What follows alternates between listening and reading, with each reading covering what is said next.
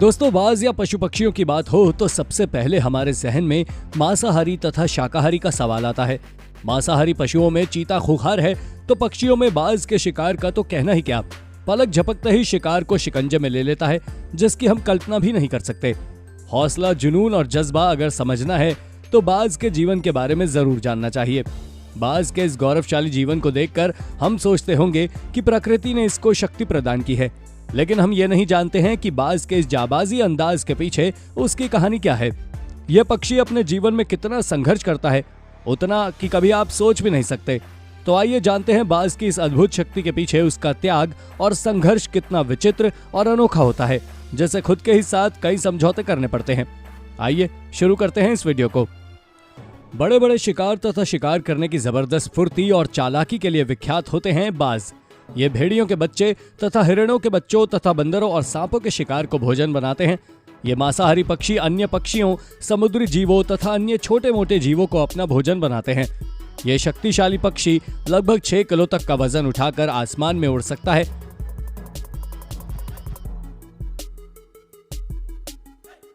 बाज परिवार के कुछ जातियों का जीवन काल लगभग 30 से 40 वर्ष माना जाता है, लेकिन ईगल पक्षी लगभग 70 से 100 वर्ष की आयु तक जीवित रह सकता है और 40 वर्ष की उम्र तक पहुंचते पहुंचते उसके पंख कमजोर हो जाते हैं और उसे उड़ान भरने में तकलीफ होने लगती है।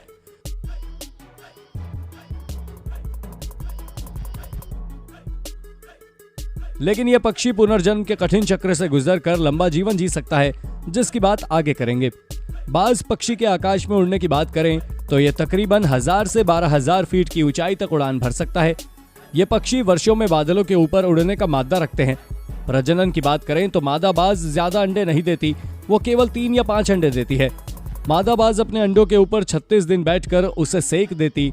मादा बाज ज्यादा अंडे नहीं देती, वो केवल 3 या 5 अंडे देती है।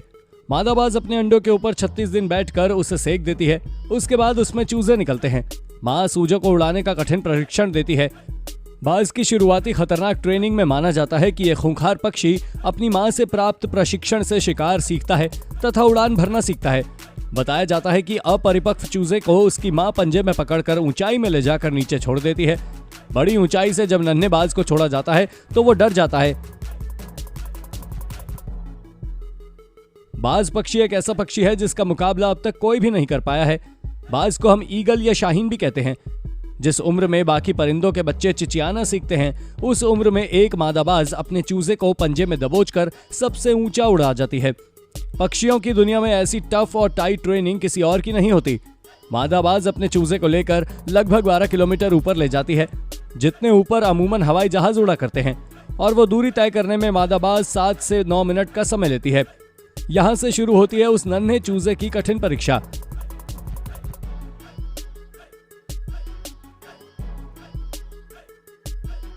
उसे अब यहां बताया जाएगा कि तू किस लिए पैदा हुआ है, तेरी दुनिया क्या है, तेरी ऊंचाई क्या है, तेरा धर्म बहुत ऊंचा है। और फिर मादाबाज उसे अपने पंजों से छोड़ देती है।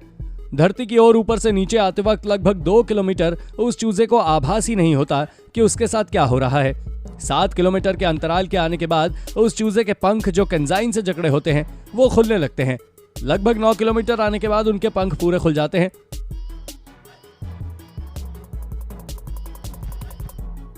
ये जीवन का पहला दौर होता है जब बाज का बच्चा पंख फड़फड़ाता है। अब धरती से वो लगभग 3000 मीटर दूर है, लेकिन अभी भी वो उड़ना नहीं सीख पाया है।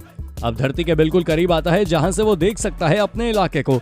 अब उसकी दूरी धरती से महज 700-800 मीटर होती है, लेकिन उसका पंख अभी इतना मजबूत नहीं हुआ है कि वो उड़ सके। धरती से लगभग 400-500 मीटर दूरी पर उसे अब लगता है कि उसके जीवन की शायद अंतिम यात्रा है। फिर अचानक से एक पंजा उसे आकर अपनी गिरफ्त में लेता है और अपने पंखों के दरमियान समा लेता है। ये पंजा उसकी मां का होता है, जो ठीक उसके ऊपर चिपक कर उड़ रही होती है, और उसकी ये ट्रेनिंग निरंतर चलती रहती है जब तक कि वो उड़ना नहीं सीख जाता। ये ट्रेनिंग एक कमांडो की तरह होती है। तब जाकर दुनिया को एक बाज मिलता है, अपने से 10 गुना अधिक वजनी प्राणी का भी शिकार करता है। इसका संघर्ष यहीं समाप्त नहीं होता।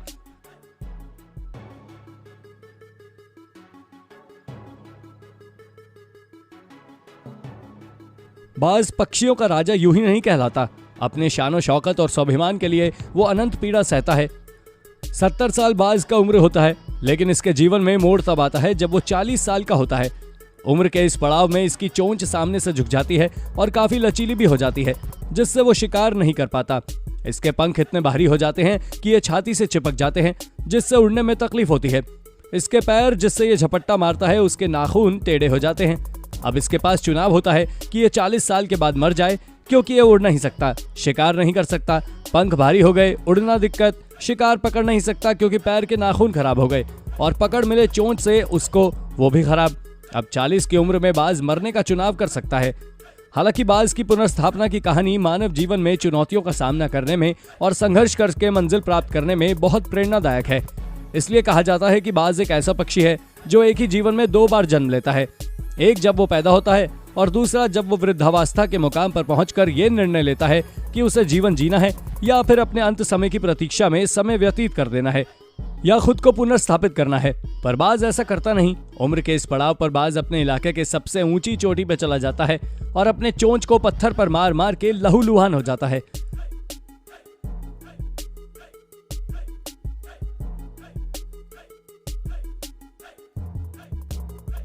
बाज इस दौरान अनंत पीड़ा से करहा रहा होता है, पर वो पीड़ा सहता है और अंत में अपनी चोंच तोड़ देता है। यही कहानी उसके पैरों के नाखूनों की होती है। वो अपने नाखूनों को पत्थर पर रगड़ रगड़ कर उन्हें भी तोड़ देता है। अंततः बाज को अपनी तपस्या का फल मिलता है और प्रकृति माता उसे उसके चोंच और नाखून फिर से वरदान स्वरूप देती है। कहानी यही खत्म नहीं होती। अब बारी उसके भारी पंखों की होती है। अपने नई चोंच से बाज अपने ही पंखों को नोच नोच कर जिस्म से अलग कर देता है।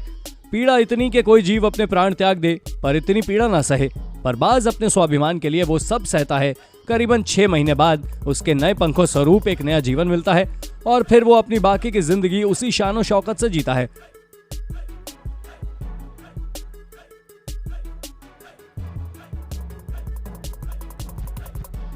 हिंदी में एक कहावत है, बाज के बच्चे मुंडेरों पर नहीं उड़ते।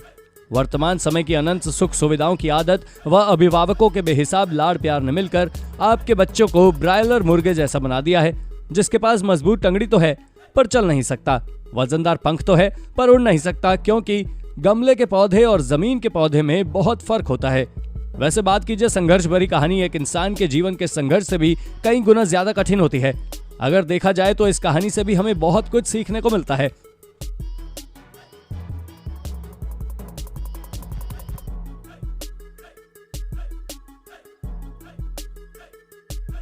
तो दोस्तों, ये थी हमारी आज की वीडियो। हम उम्मीद करते हैं कि आपको हमारी इस इंटरेस्टिंग वीडियो से काफी कुछ सीखने को मिला होगा।